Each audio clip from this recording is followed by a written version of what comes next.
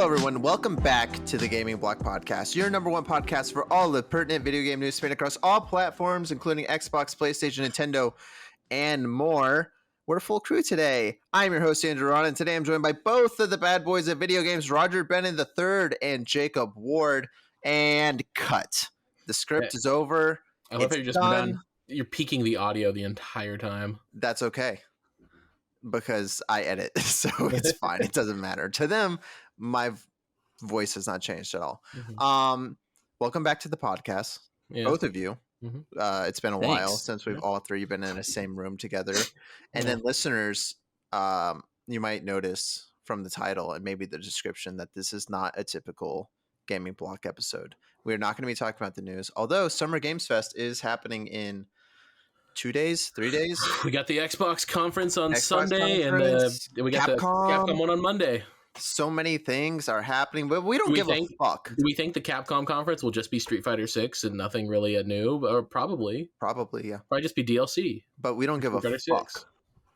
Because this is the Gaming Block, and we're here to tell you about the important shit. And the important stuff right now is Persona motherfucking 4 Golden. Yeah. All right? That's always important. Some time ago, if you are an avid and passionate listener of the Gaming Block, which you should be, an earthquake did not just happen. I hit my screen for video watchers. But you should be. And if you're not, get on that right now. They're all uploaded on podcast services. Start episode 1. It sounds like we're in a tin can, and you can see the progression go and how we get better in every episode. But Roger, playing this little game called Persona 4 Golden on his Xbox, available now. I didn't just play it, dude. I lived it. I lived and breathed it. He didn't just play it. He lived it. He 100%ed it, actually. Yeah. Every achievement. And if any of you don't know, I'm just going to take this title right now.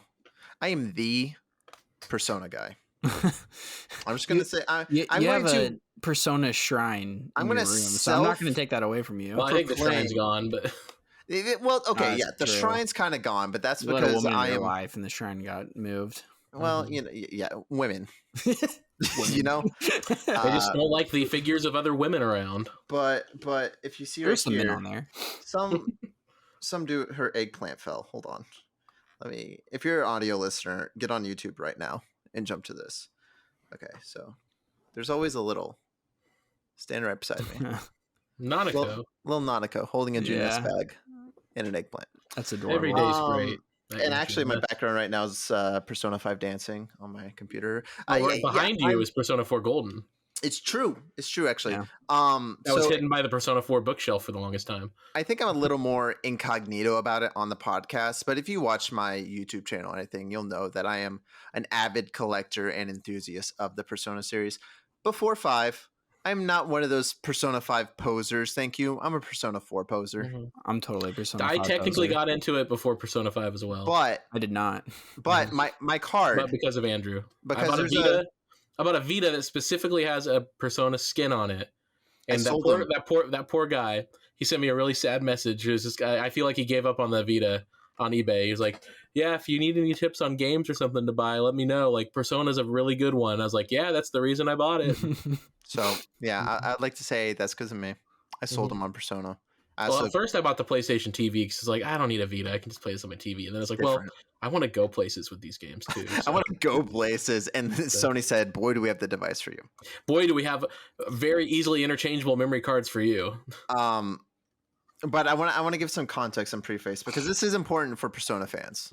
Because there is a little war. At least there used to be. I have no idea what the fuck is now. Now it's just a toxic. Everyone's a fan of Persona 5 because it sold a billion copies. But back in my day, I think the highest selling title was like 300,000, and that was big for them. Yeah. All right. And there's a war between Persona 3 and Persona 4. And really Shin Megami Tensei 2 in there, but all three of their fans, who even fucking cares? They just struggle with the 2s, man. They're always so divisive. Roger, did you ever play Shin Megami Tensei 5? No, I still have it though. I was gonna play it, and then like every game that I ever wanted to play came out. So right, okay, and more. And Zelda. But when I first played this game, I was. Let's see. Actually, I'll probably play that before I play Persona 3, Shin Megami Tensei 5. I think that would be my next style of those games to play. Have you? So you've never played an SMT game before? No, I haven't.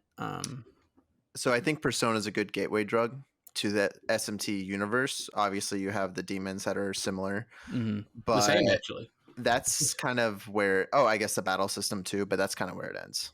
That's the similarities. That's why I haven't rushed into it because I know it's different. So I was kind of like prepping for that. It's different and it's a lot harder. Although Persona, it's the Dark Souls of that's what the JRPGs. Yes, Dark Souls JRPGs. As I was going to say before, I was 16 when I first played this game, and if you've ever played Persona 4 Golden, 16 is kind of like the perfect age to play this game because I feel like the messages and the themes, they just go hand in hand. I think your character is like 17 in the game, and yeah, so obviously it indoctrinated me, and I bought every single Persona thing on this planet. I think there's 2 things I don't have that I just can't for the life of me find. 2 Persona honestly, items at this point, you don't have. Could have been a homeowner if he hadn't gotten into Persona. You made a better choice. One of those box houses. You don't want to be a homeowner. I think I made a better choice. But anyways, now that we kind of have this clear, I have this. That I am the page master. Roger, I have mine at a friend's house. Impressions. How did this game change your life like it changed mine? How did it change my life? Well, I stopped talking to you guys for like a month and a half, so that happened. We stopped playing Halo for a long time. How'd you like the game? Did you like the game? I guess that's an easier question than how did it change your life? Introspective. No, yeah, dude, I was totally gripped from like the start. I love the game, like through and through. Do you like 4 or 5 more? I like them each a lot. That's the correct answer. I think they each have very strong strengths, and I think they actually complement each other really well. Which one oozes more style? I actually think 5 uses more style. 5, yeah. But I think which one has more grace? He's doing. Just ignore him. Which one has more grace? Which one has a funny face? He's being an idiot. No, I think I like the characters and like the personal nature of 4 a little bit better, but I also really like the themes that 5 hits upon and like the music.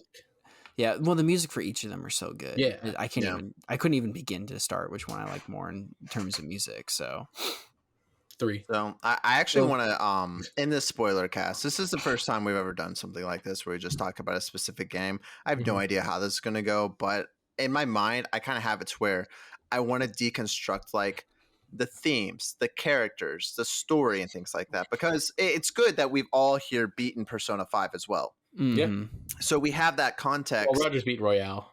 It's same game. Have you guys played Royale? Either of you? I've played it. I haven't beaten it though because it's 130 fucking hours. Yeah. The reason why is because I had finally beat Persona 5, and it's like Royale's coming out, and I'm like, I was there for that too. We were living together. I would love to do a new game plus in Royale, but I can't. So do you guys know what happens, what goes down in Royale? I know Kasumi's in it. Okay, and someone who dies in the I don't want spoilers either. Die in Royale. No spoilers. I've gone this long.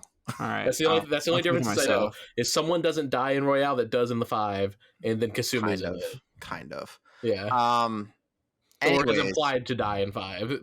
Anyways, so you liked the game though, Persona 4 Golden. You liked it. Oh, I loved it. Okay, and Jake, you on the other hand. You have not beaten the game. You actually hate it with a passion, right, Jake? Like you decided. Yeah, I actually rage quit that game forever. I would imagine you probably got 25 hours in, 20 hours in, somewhere around there. I don't know. I feel like I got more than that. But I guess you play them kind of slow. You played Persona 5 slow. You enjoyed it. You took your time. I try to do like all the social links and stuff. Like, I mean, I got all the way through like that Band Girls side quest and with the basketball team and all that. You went with the Band Girl and the basketball team for your first go through. That's so funny. Yeah. I did the exact opposite. I did That's really funny. Soccer and drama. I didn't know there was a choice. I don't know. I think I just probably like ended up just passively picking those ones. You just walk to a room and they're like, "You want to join this club?" And you're like, "Sure." Yeah. All right. See, I already got it. No, okay. I got it all the way to the was it the Rise boss fight? Yeah. The Rise boss fight. The double boss fight. That one was so hard. I was like, oh my god, I finally beat it. And then I had to fight Teddy, and I just did not have anything to beat him. Yep. and then it's restarted me before the resave boss fight. I was like, you know what? I need to take a break. And then never touched it again. I never went back because I bought a new memory card. Because you give up on stuff. I bought a new memory card for my Vita, and then I put my old one in my PlayStation TV.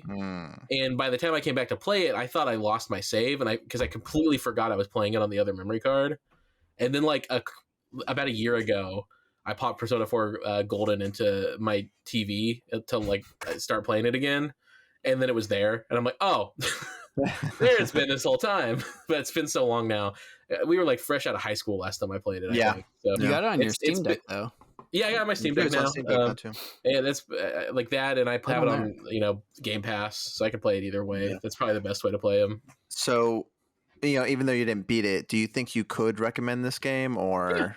Yeah. And then I watched the anime, like the Persona 4 animation. I got like that's how I experienced the story, was watching it that way, because I was engrossed in the story. I just couldn't go through that fight. No, I get it. Yeah, I get it. That quickly. I never finished the anime. I got like I think 2/3 of the way through, and it wasn't like amazing, but there was like a lot of things I kind of liked about it. I liked how it fleshed out certain things, and there would be like things that were talked about in the game that they just straight up show in the anime. That was kind of neat. Yeah. So like actually, the ramen delivery girl. I was going to say, well, that she was hilarious because the guy would always talk about his daughter, and he's like, "You just missed her. Oh, it's such a shame." And then she pops up in the anime. I thought that was a nice little. Let's actually talk about the anime for a second.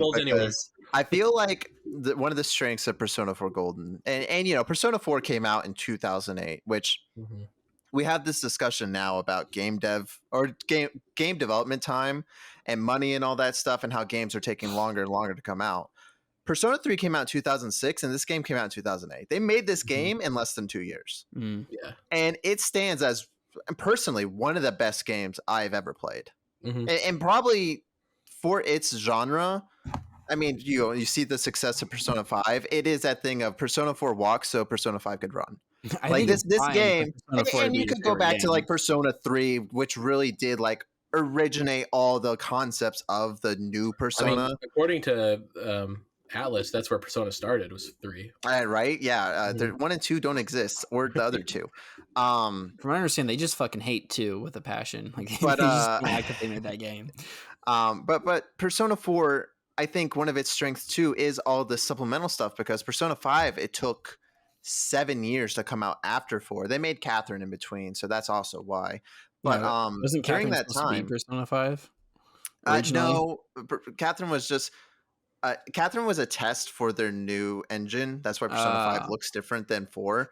And then it was also, I think, like a break, since they did make 3 and 4 so quick. When and they so started fast. it, they were going to do Persona 5, and they're like, "Oh, why don't we do it just a different type of game?" I mean, that's possible. Honestly, I'm not sure. Like Joker looks exactly like Vincent. Yeah, it looks almost exactly like kind of. They have a similar. I think it's the hair, and like the base structure. It's kind of is very. Yeah. That's when I feel like that's when that Persona, like that frizzy hairstyle started for like Persona, was with Catherine. Now it's like everyone has that kind of like messy bedhead kind of look. But what I was going to say is that I think that the spin-off games, and then as you were saying before, the anime, just they don't just retell the same thing. They expand the lore. So like, yeah, when you're saying in the game, you go to the ramen shop and you're always talking to you talk to the guy and he's like, "Oh yeah, I have a daughter enrolled in your school and stuff." She's not in the game at all. But in the anime, she's very prominent in there. And they do other things too. One of my favorite scenes in the anime is, I think you might have gotten to it, is when they go to Gekukan High. Yeah. And then they go to the nightclub and they play the King's game. And the King's game is in the game. That's right where I stopped, is like right after that. But yeah, it's fun in the game, but it is a whole nother level of comedy. I love how they did the main character for scenes like that. They chose the most sarcastic options for him. Yeah, because they also did such a good job with nailing down the main character's character, I guess, for lack of a better term, because in the game he really is just that blank slate, and then you get to choose options. You can kind of be a sarcastic asshole sometimes, or you can be, the very polite person, all that. It is up to you. Limited like when he would see like Rosé's or the one girl's television memories, he would always like say in the anime, like, "Oh, do you want a recording?" Like, he would always like be really sarcastic. So you're saying like at the Midnight Channel. But I also liked like the two things that come to mind in terms of like when you say expanding on them is like they have what's her name? The two main girls, Chie and Yukiko. Mm-hmm. They had like they talked about in one of the dialogue scenes, or maybe it was in one of the social links.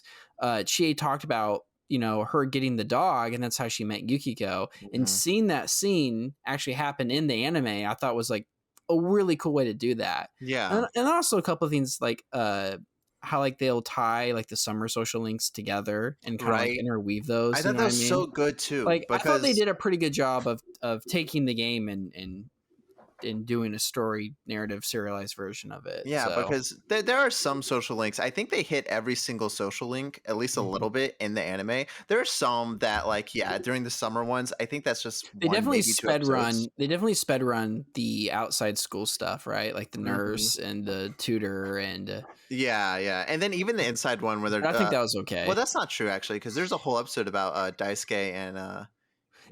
Go or whatever. Yeah, they take and I think they interweave the managers into theirs as well too.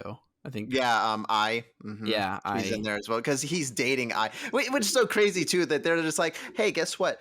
Because that's how you start the social link with Man, I think I like I better in the anime than I do in the games. I did not click with her at all in the games. Yeah, like I got what they were doing, but. But I guess a roundabout way of saying this is that like if you do play the game, or even if you get partway through and maybe like JRPGs aren't your thing, the anime is definitely the Persona 4 the animation, because there's two of them. There's the golden animation too. The golden animation is something, and we'll get to that later because I think the longer it went, the kind of worse it started getting. But Persona 4 the animation is a great way to experience that story as a supplement, and it also does a fantastic job retelling the story too. Where you feel like you're not missing out on anything if you haven't played the game. It's also just more Persona 4, and it's just fun to watch. Yeah, that's what I enjoyed about it. I just you're gonna watch the golden anime, which is everyone's favorite. And I think what's so great about this game is that like Persona 5 anime was as good. We'll have a whole Persona 5 talk someday and talk about how Atlas sold its soul to Sega and just fucking there's something now. Mm-hmm. Were they like forced into that kind of sale or no? But Atlas has changed owners, I think, quite a few times over the last 20 years. The thing is too, it's like I feel like Sega could definitely be riding the same high that Capcom is right now if they wanted to. Mm-hmm. But it's like Sega is Sega's worst enemy. Yeah, we're not in a lot of ways. We'll leave it. We'll leave that in a corner. You guys excited for Persona 5, the phone game? I don't care. So excited. I have over 5 million power in Persona 5 Mobile.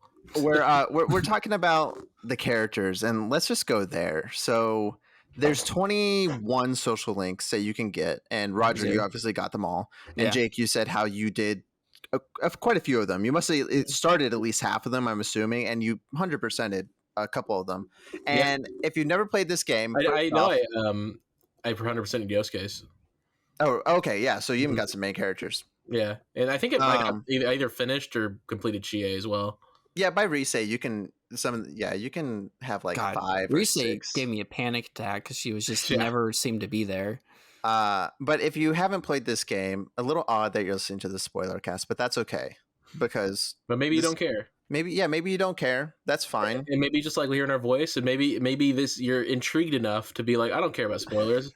And maybe if I hear something, I'll be like, or maybe they'll stop at some point and be like, oh, I've heard enough.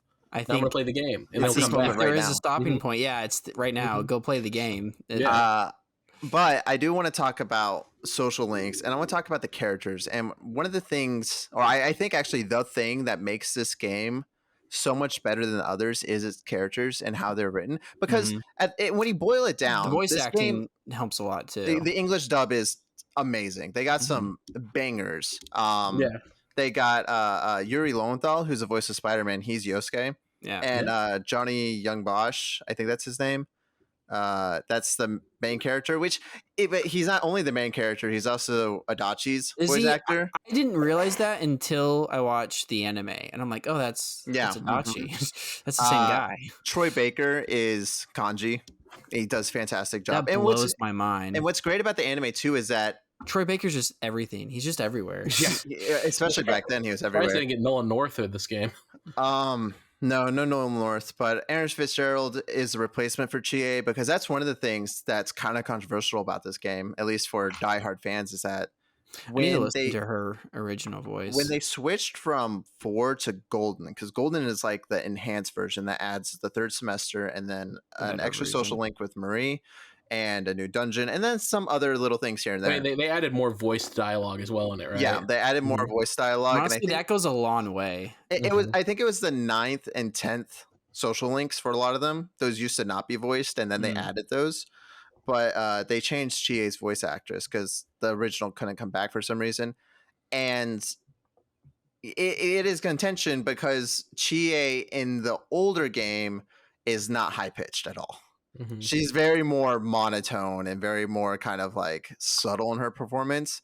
Which I really like Golden's Chie. Like, I do too. Mm-hmm. So it had to grow on me. I've never heard the originals, but Chie kind of had to grow on me because I didn't care for her at first, and I think it was just like the exaggerated high pitched, high energetic. Yeah. Mm-hmm. Yeah, I don't know. I don't necessarily mind high energetic. It was just it felt a lot, but it really grew on me, and I think it made some of her softer moments like more impactful because of that. So but I was not vibing with it starting out, and that's just from like her voice was the only one where like it had to like stick with. I think after like 100 hours, like it doesn't matter but I care, like your voice will grow on me, like I have to accept at that point. But right. No, voice was like the only, like I understand why that people were conflicted on that. Especially if you like the older one too, and then you go to that and it's just such a 180 difference. It's just like, it must have been jarring. I'm like, oh my god, what did, especially if she was like your favorite too, you're like, what the fuck did they do?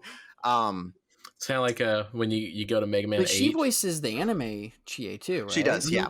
No, the original voice actress was just the original game, and then Aaron Fitzgerald is the rest. And actually, I think they retain almost everyone throughout the entire spin-offs and everything like that. Kanji, actually, Troy Baker could only do the first half of the animation, but you'd be hard-pressed to even realize that, because whoever they got to replace him is a spot-on imitation. Spot on. All right. Yeah, he doesn't talk a whole lot anyways, so. Well, in the animation, he starts talking a lot more. Yeah, he talks camping. But I want to know, out of all the characters, out of the 21 social links, which ones were your guys' favorites? Like, really like when, were there any that's really stuck with you? I mean, Jake, we'll go to you first since you had like 5. But you had a lot of characters though, so you know. I mean, I don't. The most memorable one is the basketball team. I really like that one. Like that one kid. I think he's like having an issue with his dad. Yeah, I think the basketball one's actually better than the soccer one. Although I didn't hate the soccer one. I really like the basketball. Is okay. Yeah. The band girl didn't end up really going anywhere. I felt like it was just kind of like, oh, okay. I felt like she was gonna have like a moment where she like. But like it never really happened. She does in the anime. The band girl she does. Is just like, it's like very kind of like stereotypical. Oh, just have more confidence. Because like I feel bad for her. I was like, oh, she's just like kind of like she's kind of like in a spot. Yeah, and I need to help her get out of that spot. The drama club girl, she starts going through shit immediately. Like it goes from 0 to 100 quick. So okay. I'm just gonna. I want to get back to your answer because I'm super interested with these. But I have to say, so I've beaten this game 8 times, I think, maybe 9. And those are the only 2 where you can like choose either basketball or soccer or band or drama. But with band and drama, if you pick one, you don't even really see the other character ever in the game. Yeah, where the other ones they kind of interweave a little bit. In my first playthrough, I think we mentioned this earlier, but I only got to the Risei dungeon, and then I was a dumb kid. I didn't know how to play JRPGs. So when I got there and I was losing, I was like, well, the game's over. I didn't realize, like, just go back and grind, dumbass. It's like, no, that wasn't an option for me. So I just stopped there. And in that playthrough, I picked the drama girl. And I got probably to like her 3rd or 4th rank. And I was like, Okay, this is interesting. And then when I finally came back for my second playthrough, because I took like a 9-month hiatus, the game did not hook me the first time for some reason. And I also say this, it's really easy for this game and older games in general for you to like fall into bad habits that really screw you later on in the game. The nice thing at least is you can like, if you really are just into the story, you can just put it on like the easiest difficulty. That's true. You could do that. You really get stuck. If you wanted to play baby pussy mode, you definitely could do that. But I'm a man. I've been this game on the hardest difficulty because I hate myself. But I think it was like the next, not exaggerating, 5 playthroughs, I picked the band girl every time. Yeah. I did not get through the Drama Girls social link until like my 6th playthrough. And when I did, I was like, meh, not worth it. It's just kind of the same shit the whole time. Like, oh, my dad's dying. I hate my dad. Yeah, so that's the problem, right? Is it like it starts like really dramatically crazy, but then it like stays in place for like 6 to 7 social links before anything of actual substance happens. And it's then she just kind of gets through it herself. I find it hilarious though that every single one of the club members, right? It's like they're doing the club and they're like really into the club, but there's like something going on in their personal life. Yeah. And that causes them to kind of like fall. They're either using the club for like an escape method or something, usually is why they're super into it. And then you help them in their personal life. And then they come back and they're like, well, you know, the club, like it's still like, I'm basically now I'm doing it for the right reasons, right? Like they come back, they're reinvigorated. They're like, I put this stuff aside and now I understand why this club means so much to me and why I want to keep doing it. Except for the drama girl. Her solution is just fucking quit. Her solution is no, actually theater is just toxic and awful and I'm going to quit and live a better life. And I find that so fucking funny.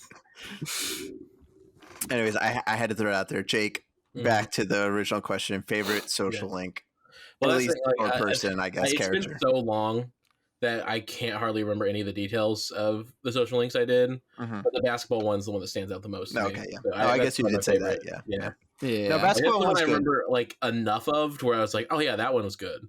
Well, with the main characters too is like, is it Ko? I think so. Main characters too. It's like they do a pretty good job of kind of like making the main story also a little bit a part of their character development alongside the social link. I just hate they can't romance Yosuke. Yeah, that is a crime. Did you know? Kanji, actually. Did you know there is data in the game where there was a romance option for Yosuke, but they cut it. Yeah, you can't have gay. Somewhere in there, which 2008, different time. Especially in Japan, very conservative there. They had kanji though. Now it's like the gayest society ever. Trust me, Jojo and Yuri on Ice. We're going to get into kanji. Okay, all right. That is one of the biggest controversies to this day. Really, there's still Twitter. I would have thought. I would have thought today specifically the Naoto too. The Naoto would be the more controversial one. Yeah, we'll get to they're probably the 2 characters where the age maybe is like it would have been handled a lot differently nowadays, that's for sure. Yeah, because I don't necessarily think, I think it just depends how you look at it. I don't think it's necessarily distasteful still today. No, definitely. And I think it is I think it depends what you're expecting and how you look at it. I also think context matters too. Yeah, but we'll get to that. Definitely, this game has ballsy things that it goes for. It is not. I just thought that Kanji was a flaming homosexual. Well, maybe he is. He kind of is. There's nothing wrong about that. He's also kind of not. Actually, though, Kanji's social link is probably one of my favorites, dude. I was about to kick it over to you. So yeah, Kanji. His social link. I don't think I read too far into his social link. Well, basically, it's partly about him accepting his feminine side, but like what makes it so fucking cool is he's like, and of course the main story is bears about it, but he kind of sees like he helps this kid that basically is like also thinks it's cool, and that just kind of like shatters his entire perspective of like making dolls and being showing this side of me is cool to kids, whereas to adults it's not as cool. And like that difference there kind of helps him kind of realize some stuff, and I just it was really good. So Kanji actually, so like I said, when I played this game I was like 16, 17, right at that age where you're in high school, late high school, and the gender roles and perception are like a really big thing. And the reason he's married today. And actually, this is the reason I'm married today. And actually, during high school, it was one of those things to where I think this just kind of goes with our culture a little more, at least with me and Jake, where we like cuter things a little more. We like anime and stuff where the cute girls and things like that. And my favorite color is pink. And I have a whole bunch of. What are you talking about? Yeah. He's audio listeners. He's holding up. I don't know who that statue is. I'm sorry. Who is that? I don't know. Anyways, it was one of those things where weird in my room. At school, you can't really express that stuff in high school, especially in a small town. Especially around here. So it was hard, but I did work at elementary school at the time too, and it was one of those things where like they do think it's cool because they're kids, and they're like, "Oh no, you're super cool." Honestly, you're exactly like Kanji, where you just kind of like socially reject it, and to the point where you're like have a demon inside you that needs to be defeated. Kind of. Didn't go through the whole like thing that he was going through with the whole guys and stuff like that. It was never like romance for me and things like that. But it was one of those things where Kanji's story hit so hard and related so hard, and actually a lot of their social links where the message comes through. This game does such a good job with being relatable, and almost every single person's issue and problem that they're going through, especially the one with like I think the old lady and hers with death. Yeah. And how she's like, she just kind of doesn't care. It's like, oh, everyone dies, whatever. It's specifically with like how she was in this happens a lot where she was kind of like eager for it to be over because just the pain of dragging it out is so exhausting that you're actually relieved once they pass. And like how like being relieved and then also being disgusted that you're relieved. Like that's not that is an extremely relatable thing for people that goes through that. So but those two are like ones that really hit home with me. It was just like damn, they get it, And like I think Kanji's character specifically is just one where it's like I like where he went and I like that the character development he had. Yeah. And I like his character's takeaway. Yeah, and I think a lot of the problems too with Kanji specifically, but more so the whole cast start coming in the later games, not in this game. If you play Persona 4 Golden start to finish, you're not going to have any problems at all. It has great character development. Everyone is like, everybody's developed flawed. And they're deep and they're thoughtful. So like all of them don't handle shit the best way possible, but like you can tell they're trying and they care for each other. And I think that's where the game shines. The problem is, and I think this is where a lot of contention comes from, is that like in the spin-off games, they start becoming very one tone. They've become very like Chie is always I eat meat, I want meat, give me meat, and Kanji's like I like cute shit, and they become very 2D paper thin. It's like that's not the spirit, but I get it because it's spin-off games. You can't sit there and have a whole like but you're right about it. You can't have a whole another Persona game. They had that trope in Chie. Well, they've done that a couple times with spin-off games. They did that trope with Chie with the meat thing, but at the same time that wasn't all there was to her. There's actually and I think that's the difference too, is that like when you're talking about like Kanji specifically, that's not all that's to him, but it's something that a lot of people get hung up on. It's like that's not, you're missing the context, and then also like everything that happens before and after. There's so much more to him. Anyways, but you would say Kanji was probably your favorite social link, and he's the first one that comes to mind, so probably because like I like Yosuke's, I like Chie's, I like Yuki. Well, I actually don't really like Yukiko's all that much. Yeah, Yukiko's is very straightforward. It's like I don't want to take responsibility, but I'm going to learn to like. Well, I guess it was more about like being forced into things. I think it was more traditional Japanese, maybe. Yeah, we don't have that culture of being like we have to take over the family business. That doesn't happen to us.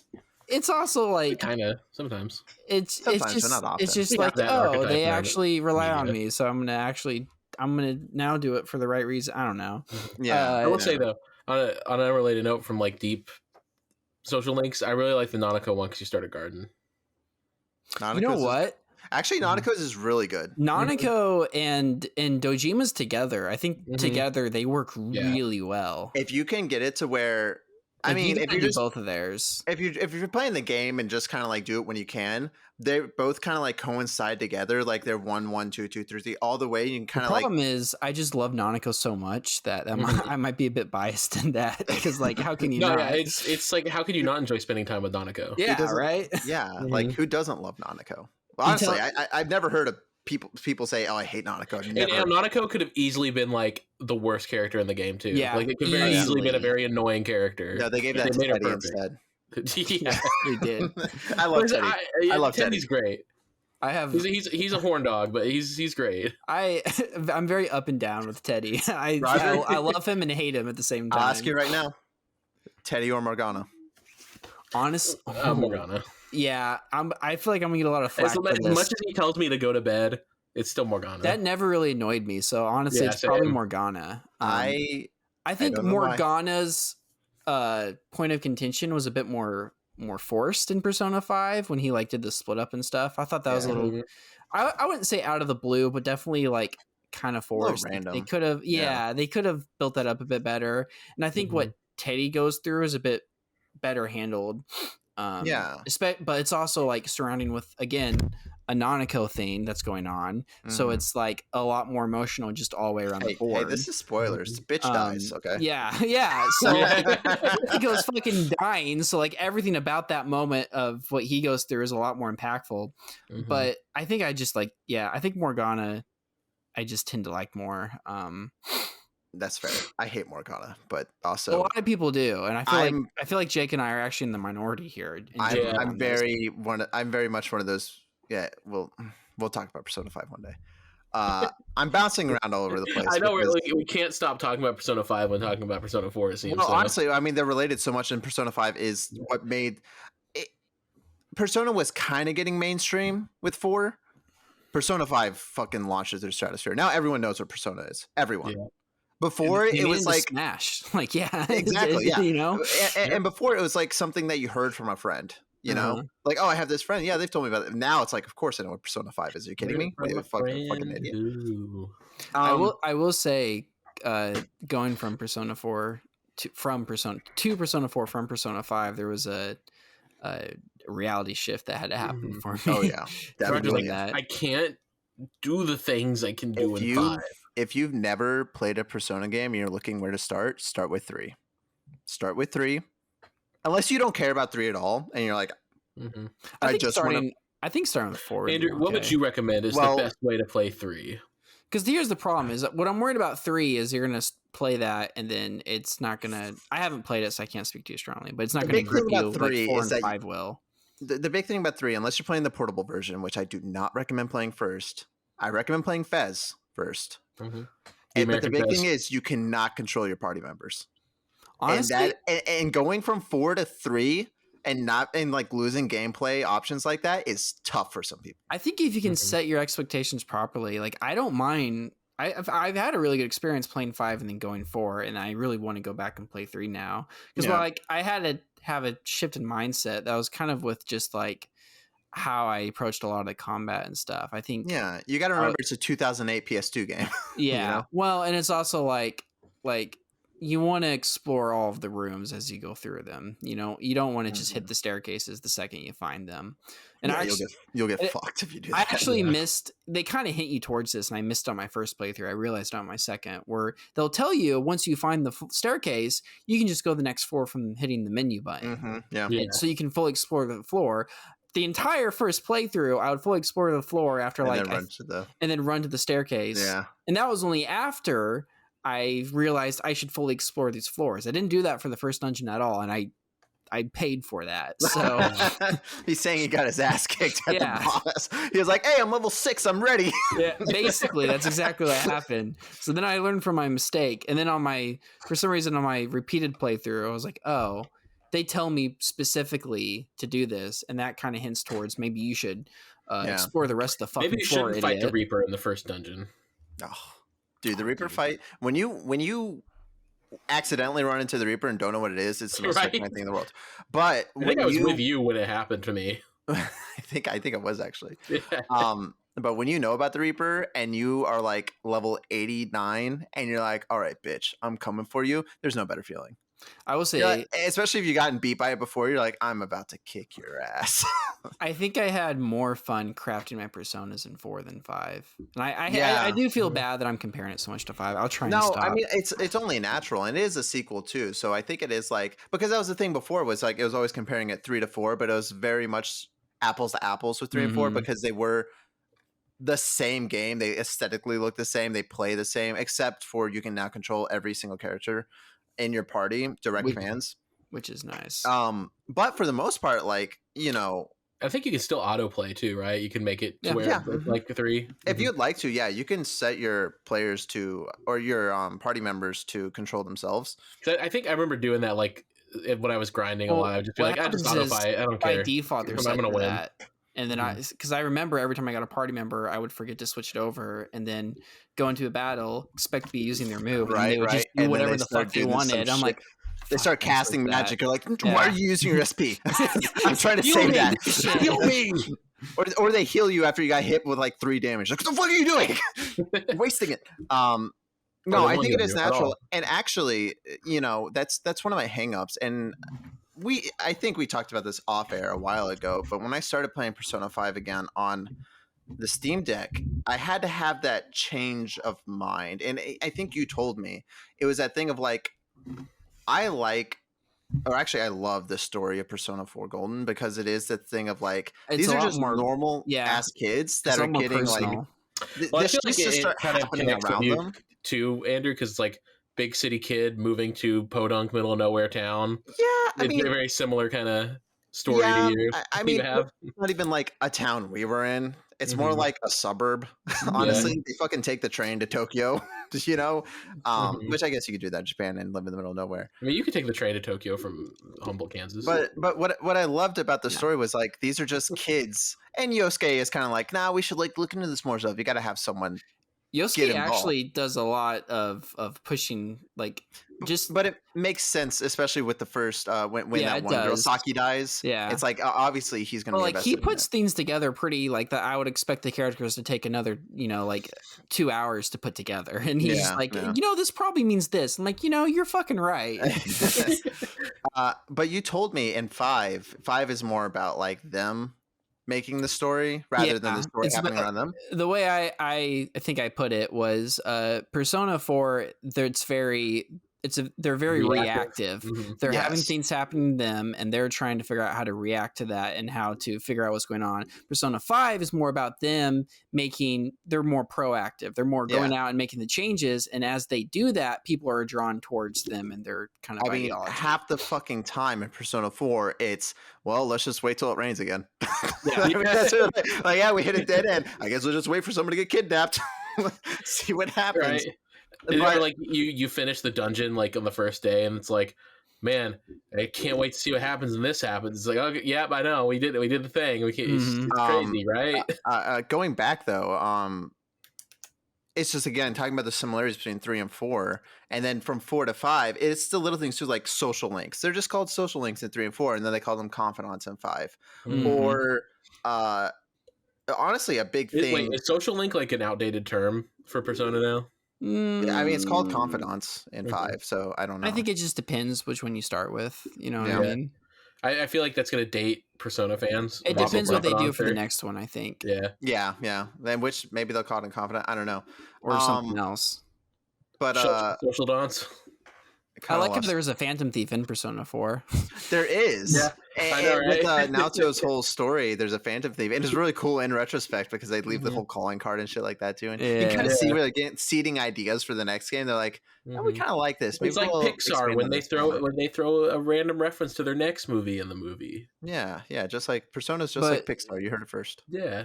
To take it back to the social links, and I guess comparing it to Persona 5, for me, the Persona 4, it's a lot of like personal stories and how your character is kind of helping them. Persona 5, it's the same thing, but they all kind of have a similar thematic purpose to it, which is being taken advantage of by somebody that has authority over them. That's what I saw in Persona 5. And maybe there is a similar theme there in Persona 4 that I don't think there know about. Well, but it is stuff they're dealing with that like is like holding them back in some way. Yeah, I mean, the overall urging theme of 4 is finding your true self. Yeah. Accepting yourself, believing in yourself, like accepting all parts of yourself too. And you know, shadows, which are what the enemies are called, they were in 3, but they were just kind of like, that's just what they called them. And actually this stems from Persona 2 and 1, where they did have shadows in those as well. And they were like the other personality, the other mind, but they really didn't get expanded till personally, I think 4 is when they're really like, okay, this is what a shadow is. See, and the whole story behind 3 was just shooting yourself in the head with a gun. I actually, basically. But I really like Rise's actually. Rise's is actually really good, because she, you have that double boss fight, which God, that just fucks you in the ass when you're not ready for it. Yeah. Especially when you use all your items and all your energy, and then it doesn't even do the courtesy of healing you. They're like, nope, this is right where you were. I still have like 2 guys down, and I'm like, oh, cool. He's just gonna sweep me in one hit now. But I really like Rise's because she goes the route of, because up until this point, it was kind of like hitting the notes of, you're not me. They would meet their alternate forms, and they're just like the fucking worst versions of yourself, basically. Yeah, it's just the worst version that's a part of you. I shouldn't say the worst version, but the oppressed version. Yeah, the version you don't want to admit to yourself. It's the intrusive thoughts winning is what it is. Like Chie thinking she's better than Yukiko or something like that. Yeah. But with Rise, the question, what would your guys' shadow form be? It's fucking just horses. I don't know.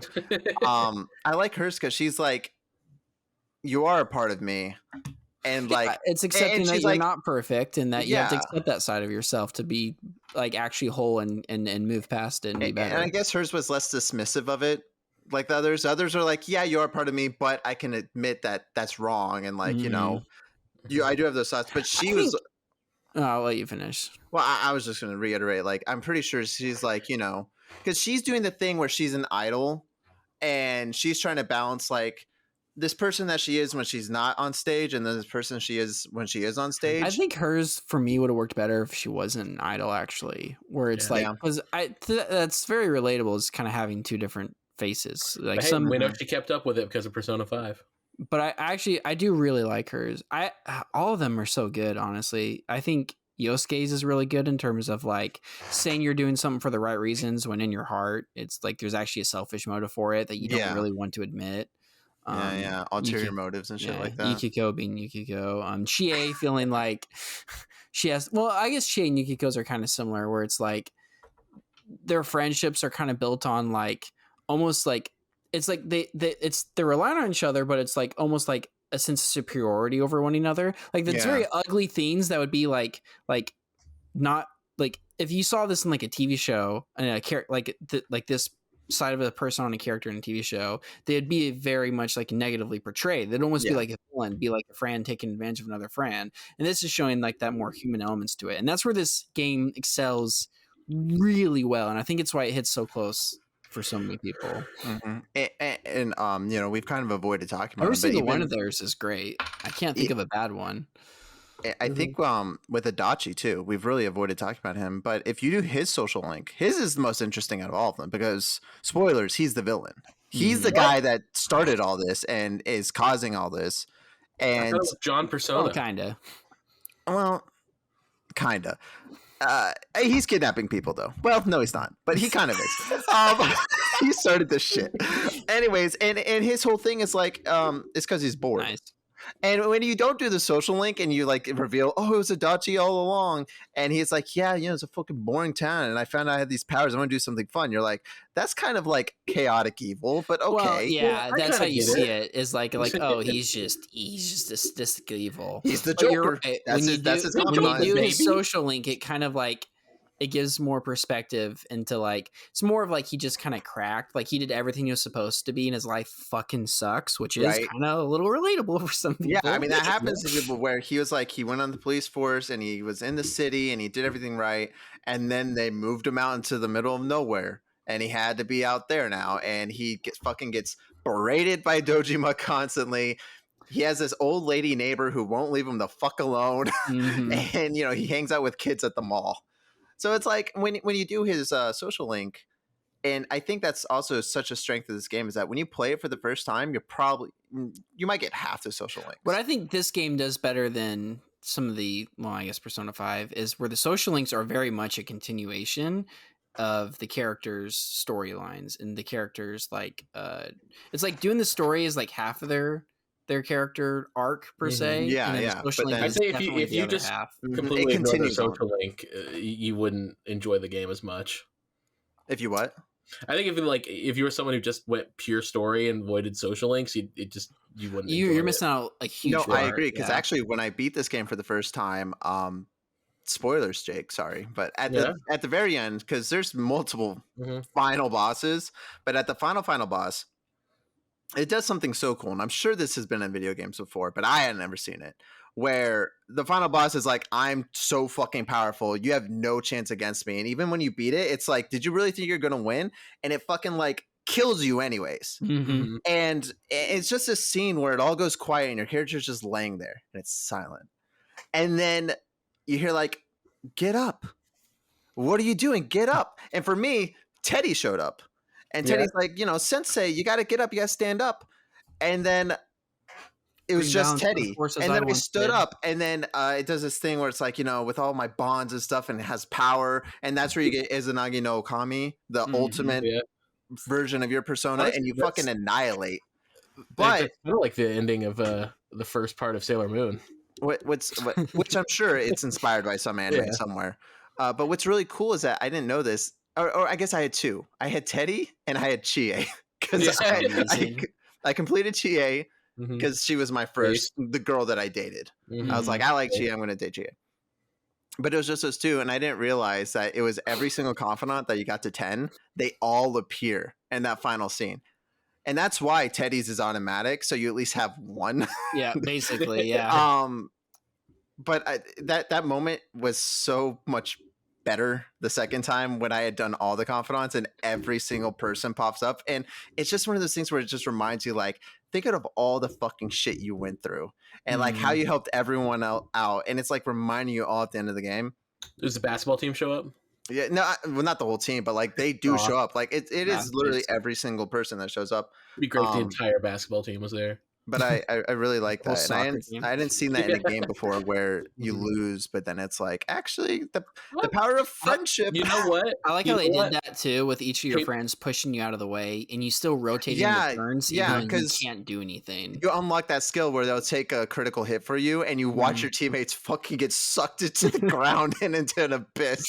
And you're still playing, and you're still attacking and stuff. You're just like, Jesus Christ, where did Yosuke go? He's gone. You know what, Andrew?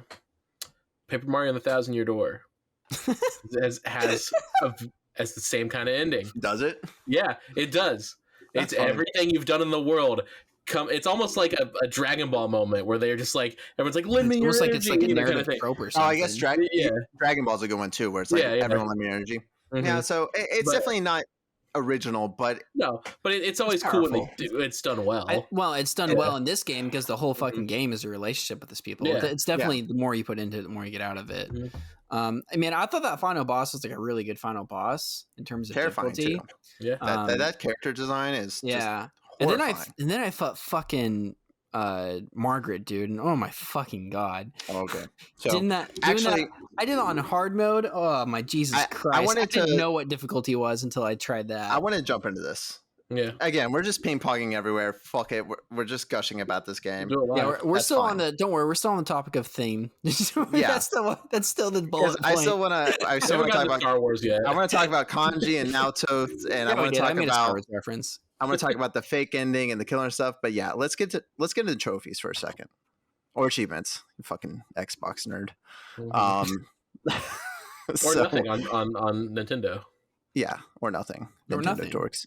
So to platinum this game, it's okay. It's pretty straightforward. You got to get all the social links. You got to beat the game. You got to do other shit. You got to get every persona registered in the compendium, which honestly isn't hard. There's a couple that you're basically going to guides. Yeah, there's a couple you're going to have to look up because they require very specific fusions that you just wouldn't know.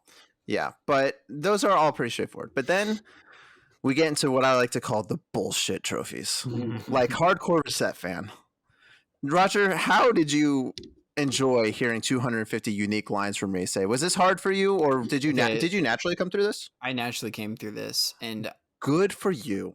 I did. I think how it happened was I was talking to somebody on the phone, and while I was talking to somebody on the phone, I just grinded out a dungeon for some of my other characters that hadn't been leveled up. Because I think I was like trying to get a couple personas. I needed to grind for a reason. It wasn't necessarily to level up specifically for me. It was like to level up other characters and to get some items that I needed for either a quest or a side quest or whatever. Anyways, I did that, and that basically It just naturally unlocked for me. You're lucky because it did not naturally unlock for me.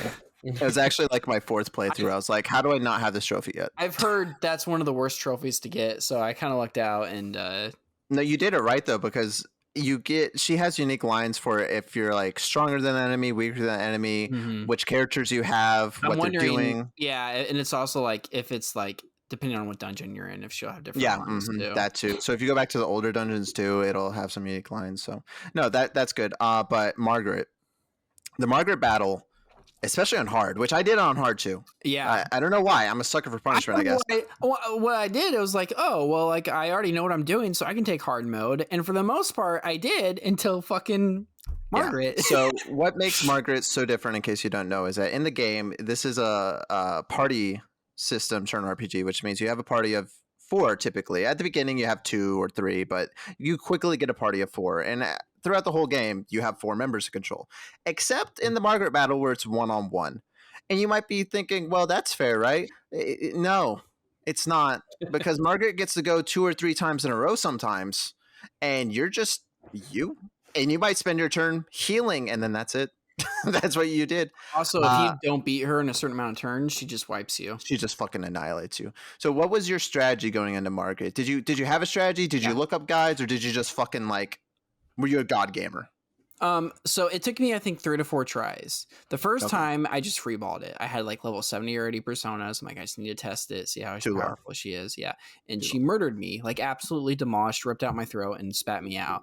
So the second time I took a persona. I thought, like, I'm going to take one persona. I'm going to make him as powerful as I can make him. I had a persona, I think it was Satan, that I was using quite a bit. That was getting me through a lot of fights. That got me through the final boss. So I'm like, I'm going to use this guy.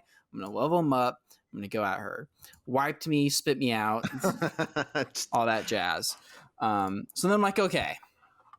So I need to figure out how to buff myself, how to do damage to her. I need to figure out all that jazz. So then I played around. I had a persona for being invulnerable because she has a tell. I can't remember what it was right now, but there's a way to kind of tell when she's going to use a certain type of attack. Yeah, she has a slight pattern. It's not like one that you can be like, okay, she's definitely going to do this, but she does do something, and they're like, okay, I know she's going to do this. There's a level to predict it. I don't think it's, but so like I was like, I focused on buffing myself and then switching personas for certain immunities and to also do damage to her. Mm-hmm. And I got really close and I still died. So on my 4th attempt, I was like, I built the dream team, dude. I had one persona that did a crazy amount of fucking damage. And I mean, it was the one that hits 8 times. Oh yeah. Yep. I think I used the same one on her. Yeah. I think you have to. You have to. I had one persona that debuffed her and buffed myself. And I had one persona that like could like basically like tank the immunities and the stuff and the hits and whatnot. And I had a persona that could also had one where it's like I can take a kill and live still. Yeah. For her white back up. Yeah. Her insta kill move. Yeah. So I would kind of like on turns, I would buff myself, debuff myself, maybe use an item if I needed to, if like the timing of it didn't work and I had to switch to an immunity one. Yeah. Hit her with a big strong attack and then recycle that until I eventually killed her. Pray. Yeah, and then pray, because there are sometimes where she'll still just say fuck you and get you anyways. And I think on my 4th time I was able to get her, but no, I that's one of those moments where when I beat her, I remember actually it was coming back. It was a good like in-game pinnacle challenge. It was like I had to use every ounce of this game's mechanics. I had to use the items, all of my personas. It was literally like what you're building properly. Up to. Yeah, it's like every single mechanic of the game I had to use to kill her. When you get to Margaret, it's like they're like, I hope you learned how to play the game correctly, because you're gonna have to know how to play the game correctly now. And I was curious, like, how hard is very hard compared to hard, and I looked it up, and I think the main difference is on very hard you get a quarter less XP and gold, but I think the actual difficulty in terms of like enemy damage and things like that are the same, which made me feel a little bit better about myself. I'm like, okay, so I didn't you did the hardest you could. I didn't. I mean, granted, I could have done the hardest one and have an issue with XP. And by the way, I did look up though where to grind for XP. There is a very specific floor where you kill these hands that gives you a way to grind also XP. Grinding the Reaper is a great thing to do too. Yeah, and I did that for I think some of the items and stuff. So no, I remember I was coming home from a track meet and I was on the bus, and that's when I beat Margaret. And it's like that moment is burned into my mind of like, that's when I fucking beat that bitch. Because like you really do have to like every single thing about that game you have to master in order to beat her, and I do think that's cool. I also think that like I enjoyed the Persona gameplay, right? Like I enjoyed the battle mechanics. I think if you don't enjoy it, you're gonna fucking hate it.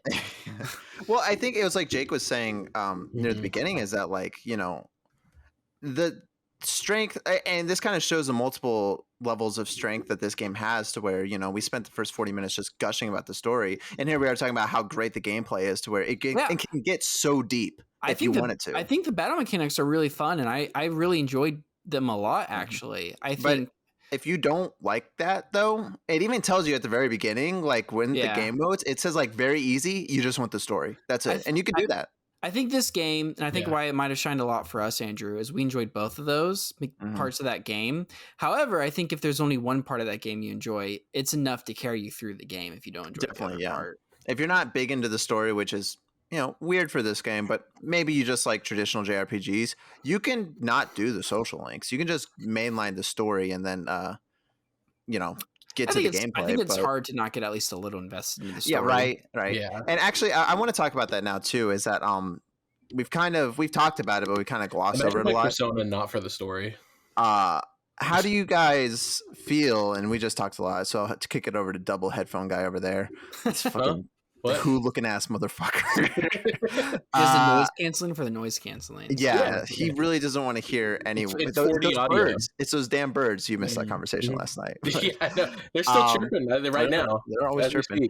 How do we feel about the story, though? Because one common criticism in the sphere of the Persona fan base is toxic as fuck.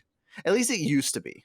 I think with 5 in the integration of so many more people and just the love for this series, it's usually different. Usually when it gets more mainstream, it gets more toxic. Yeah. But it's kind of the opposite with this. But before, there was a hard cut between Persona 3 fans and Persona 4 fans. And then you had some older people that liked 1 and 2. But they're all 4 of them over there. We still don't talk about I like 2. I think 2's the best, honestly. I don't know how to play in terms of story, but we'll talk about that later. But anyways, there's a hard cut. And one of the biggest things of contention was the story. And in 3, I don't think maybe you guys know a little bit about it, though. The story's dark. Like, it's pretty fucked up. I know it's darker. I've seen the movies. You know, Jake, you were alluding to, like, you made a joke about them shooting themselves in the head and things like that. The point of that is they're accepting death. That's how they start the game, is like, you got to accept that you're dead. And these are like kids. And you're like, Jesus Christ. Persona 4 doesn't do that at all. Persona 4 is very much, a dark story. It's got some darkness to it. It's a murder mystery. Yeah, but it's more of a murder mystery, and the common comparison is like, oh, it's Scooby-Doo. You're getting the gang together, and you're going on. I do think as you go backwards, they get darker and darker. Yeah. I mean, you literally fight. Oh, I don't know if it's. I don't want to spoil this for Roger. If the final boss if it's Persona 3, okay. Just don't spoil Persona 3. 1 and 2, I don't care about. The final boss is Adolf Hitler. Yeah, and 2 for the first game. And 2. Not the second one, but that's the first final boss, which is the only one we got over here until the PSP. Anyways, how do we feel about the story though, Jake? Because you haven't played 3, and you know the story from the anime. So like, is it something that you do enjoy? Or do you think it is a little... I think I like the story of 4 a bit more than 5's. I think there's stuff I like from both of them. But I would still say it's probably my favorite Persona game. Yeah, game and story, just like all around. Yeah. I think Roger? I love the story. I think the characters hump a lot. I think it's a story driven by its characters, right? So like the reason it works so well is because the characters work so well. I think the murder mystery is really engaging, keeping me going. For me, the Adachi twist was kind of like whatever. I know for some people it hit harder and others, but I still kind of like, it was like I still enjoyed it for what it was. And the golden stuff like kind of elevated that for me. No, I think the golden stuff made it better. And that's what I like about Golden and Royale, but both of them is like it takes the main game and elevates it. It's not. It definitely doesn't replace it. It doesn't feel like a tack on either, though. It kind of feels like a continuation. Yeah. It takes the theme and it just enhances it. So, yeah, I think the story's A+. I think the characters are A+. So yeah, no, I agree with obviously both there's you. a reason it's a must play on the Vita. It's a must play everywhere now, but I think it's the reason why the Vita was as successful as it was. I mean, yeah, dude, if you look on like 25 must play games for Vita or whatever, it's always number one. It's number one. 4 Golden. Constantly. It's the reason to own a Vita. It was the reason. It was the reason. There's no reason anymore. But I agree though that I think the story is A+, and I think it's one of those things where it keeps it, like you're saying, it makes you want to take another bite, you know? It's the little carrot at the end of the stick where, you're here for the characters and you want to get your social links up and maybe like in the dungeon and stuff, but also you're like, what the fuck's going on? Dude, it's a little weird. It has a huge carrot on the end of the stick all the way around the board between the story. Why am I able to go inside a TV? Yeah, we even talked about that, how it's all a calendar cycle in this game, which, you know, you both have played 5, but like, I think that's such a unique gameplay thing that I don't think to this extent had ever been done until 3, where it's day by day. And in those days, you have your events that you can do, or the tasks that you can do, and you pick what you want to do. It's a time management game, and I guess it's got its own progression. That shit too, it's got its own progression through that, through that time management and the social links, and it's addicting. I would argue, it's time management. It's the reason why Stardew and at the same time, something like Civilization is so addicting. I know that sounds like a weird comparison to make to Persona, but time management aspect of it, that planning for the future and constantly thinking about what to do, when to do, how to do it. I agree, because then you want to do everything that you planned. Is what makes all those games, it is, and then seeing the progress too throughout time. It's what makes them super addicting. Yeah. No, that's fair. Not the only reason, but I think that core concept, you know what I mean? I've never even like connected like Civilization Persona, but like, it is the same thing where it's like, it's the next turn syndrome. Yeah. Which they took turn base and made it the game, you know, but it's like, it works perfectly. It works really well. And the characters are super well written and you're invested. So. But I think the story is great, and how they have a nice flow of introducing the characters. They do in the game. Like, you meet Naoto and Kanji pretty early on, way before they become part of your party. Like, way before. Yeah. And the big twist with the gas station attendant, I didn't see that coming. I didn't either, like that. But it made perfect sense. Okay, and in retroactive, when you go back to and you play it at the beginning, you're like, holy shit, how did I not notice that? So here's the funny thing. I was telling Jake about this before I finished Persona 4, but I watched the first episode of Persona 4 Golden anime, right? And I was telling him, it's interesting that for the gas station attendant, they kept his line not only in it, but they still had it voiced, because, you know, they have to pay an actor to voice them, and that costs money. And I'm like, it's interesting that was like a decision they made to keep voiced and cost them. You're like, money. wow, this is very faithful adaptation. Yeah, I was very surprised by that. I would have thought they would have cut that if nothing, just to save money. Well, beat the game. Now I know why. You're like, oh wait, that gas station, it was really fucking important. It's funny too, because I didn't know how to fucking play this game the first time I played it, and one of the lines that the gas station attendant says is like, you know, hey, you need a part-time job, you know, try working your stuff. And in the game, I would go and talk to them constantly, because I was like, can I work here? Can I work here? No. I feel fucking stupid because all the steps were laid out, because I did the same thing. I would always talk to him, and it would always be raining when shit happens with the fog. And for whatever reason, I never put 2 and 2 together until that last day. I'm like, no, that's a bigger twist than the Adachi thing, but it's just so for me good. that was so well done. That twist was bigger for me than the Adachi one. Yeah. Adachi, I don't know why. My guard was always up on him. He's a weird guy. He's suspicious. He's very suspicious the whole game, because you're like, why are you here? What are you doing? I get that you're the lackey, but also you're really involved. Yeah, it helped that, you know, he had dinner with you and Nanako and stuff, and you'd always, they did a good job, because I think most people are always like on the edge with him, where it's like you kind of don't trust him, and then like he has dinner with you and Nanako, and you're like, okay, well maybe he's okay, but then he acts weird again. You're like, maybe he's not okay, and so it's always like. He's like right on that edge. Nanako, oh my god, what a good fucking character. I don't know. Yeah, I was gonna say. So like, I think the story is like a solid like her 8. dying really threw me for a loop. And then the whole arc. The second you get the letter, when you get the letter, and then you get the second letter, and they take you to the police station. Yes, and then she gets kidnapped. And dude, her stage and the Heaven song that's playing, and you're just like, oh my, so many emotions. And then she fucking dies. And dude, I will admit, because this is a turning point in the game, and it's dark. Like this game, all the happiness, they just threw it away.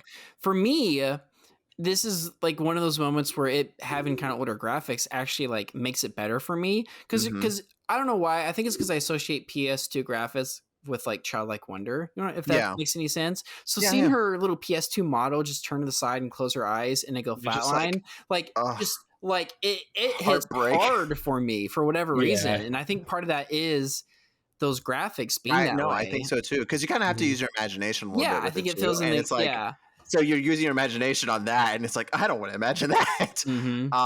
But so it's all dark as stuff. It even prompts you to save. It's like, save the game. It's like, no, I don't like this happening at all. It does. It doesn't just ask you to save the game. It's like, hey, shit's gonna hit the fan. Make sure you save before this. I'm like, oh, no. Because I was overridden with emotion, and dude, I didn't. So you confront the killer who is acting crazy, Namatame, and I was just fucking an emotional wreck. And I did not make the right choices. I didn't throw him in, but I fucking almost did. I didn't throw him in either, but I did mess up on the last dialogue choice. So I also got. Did you get the ending where you leave with the fog? Yeah. And I think Nanako stays dead. No, she does come back for that one. She only stays dead if you throw him in. Oh, okay. Which I think comes back to like her fate being linked to the fog and everything. But yeah, so I did the same thing you did, and then I didn't even watch the full cutscene because I'm like, this is obviously not the ending I want. So I ended up going back, and the second it fast forwarded like 3 months, I'm like, oh, I fucked up. And then it was literally the last dialogue option was the one that I chose incorrectly on. So yeah, we're just like, we gotta rethink this. Something's well, not they right. make you say it like 3 times, and it got to a point where I'm like, I thought maybe I wasn't choosing it because I kept saying we got to rethink. So I'm like, well, maybe I need to be decisive about something. Yeah. No, that whole moment's good, and then I feel like the game after that, the story really ramps up, and then it does kind of end in December, and then the golden stuff comes in, and I love January. Yeah. I love January when they have snowflakes playing, and that song is just so fucking good because it's like the lyrics are talking about like friendship and like these days are going to melt away, but stay together. And specifically New Year's Eve, for whatever reason you're going around talking to everybody New Year's Eve too, right? And it's the aesthetic of it too. It's all snowy, and you hear the crunch of the snow as you're walking around. And you're like, dude, I know we like touched upon it, but like, God, the music in the whole game is just so fucking good. The music is the after school theme. It's like I think it's called like Heartbreak, and then there's another one I can't remember that plays like kind of at the same time. It's just Signs of Love, I think it's called. I think that's what it is. Yeah. Like they're just so good to listen to. Like they're just so dude. Sometimes I just fucking sat there and listened to it. And speaking of the final boss, I love that it takes the Persona 4 golden theme and orchestrates that into like an epic version of the fight itself. Oh yeah, the orchestrated final boss at the end is so good. You mean the song that everyone hates? No, it's not the opening theme. It's it's like the fight theme. Yeah, it's gotcha. Like, and they also play like kind of a softer, more like nicer version of it when you're finishing the game and you're saying goodbye to all your friends too. And I think both of those, they do a good job of hitting you in the feels. No, definitely. And for me, with that final boss, the way it played out for me was like right when I buffed up is when those notes hit. When the crescendo hit and stuff. I was like, how the fuck did they time this? No, I didn't mean to sidetrack you too much. The music in the game is so fucking good. And if there's one thing these games have gotten down, it's the music. But it works because like I was saying before with like that whole like, in the part of the story where the fog is enveloping the town, the music goes away too. Yeah, and that hits hard. You're like, the music's gone, and this is more like depressing. And then when Nanako dies, it is just quiet, and you feel that quietness. You're like, this is not the same game. I think the sad piano music comes in when your friends run in, but when she's actually dying, it's just dead silence, and it's just like it's fucked up.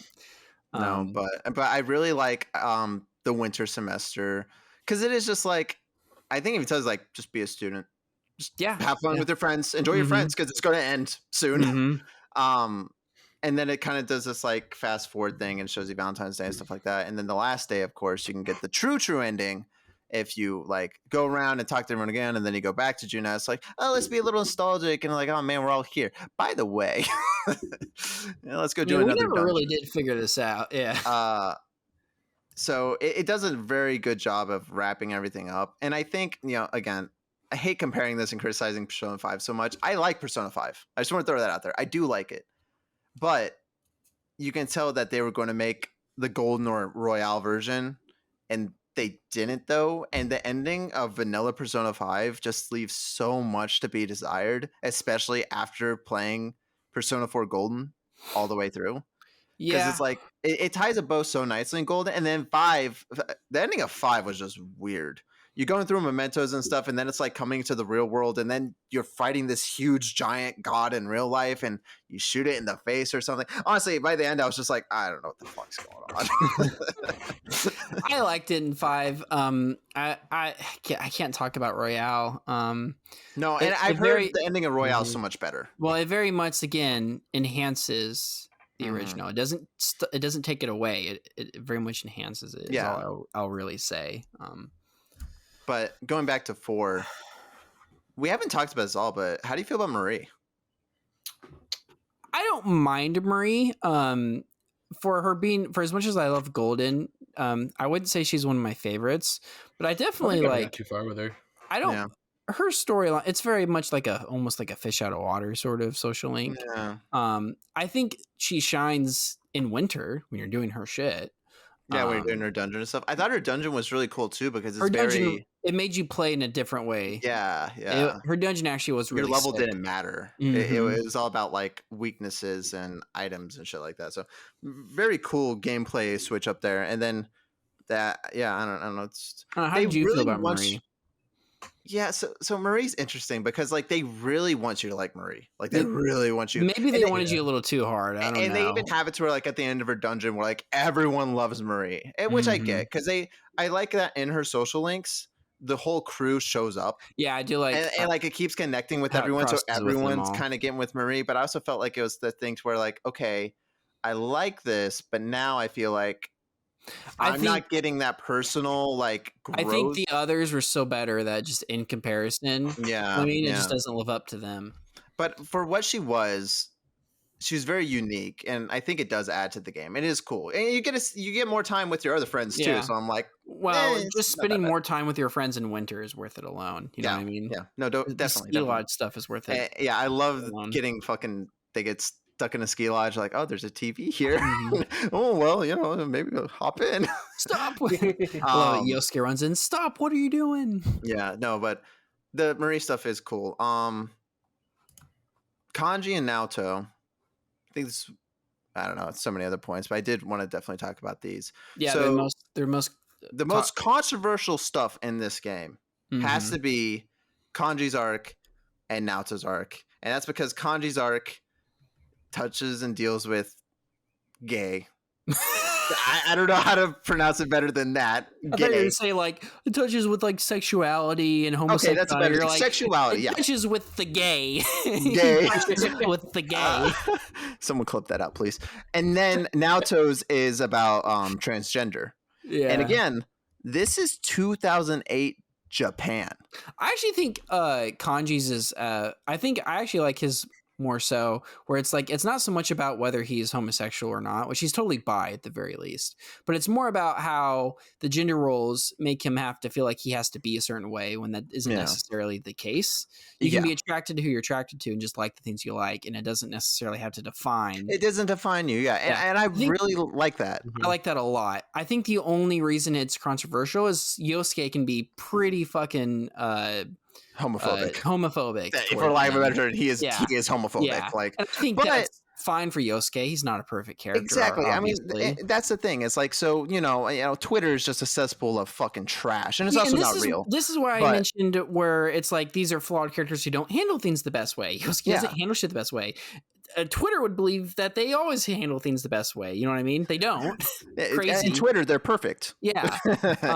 That's not true though. So that's why, I think you have to go and it's going to touch on these things, and they're not going to handle it the best way. But wouldn't necessarily it's handled them necessarily super badly. And just straight up, again, it's just not even she's not even transgender. It's just about.